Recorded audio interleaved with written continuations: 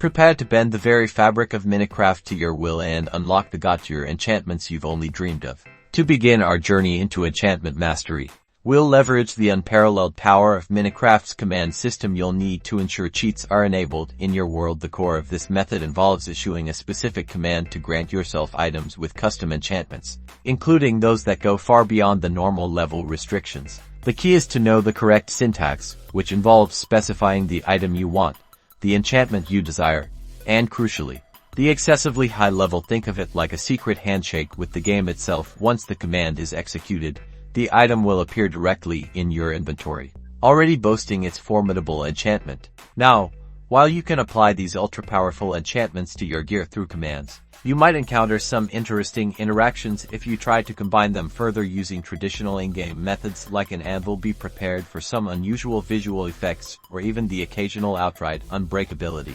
This opens up a whole new dimension of gameplay, allowing you to tackle challenges in ways never before possible. Imagine a pickaxe that mines entire chunks at once, or armor that renders you virtually invincible. With these advanced techniques, the impossible becomes your new normal in Minecraft.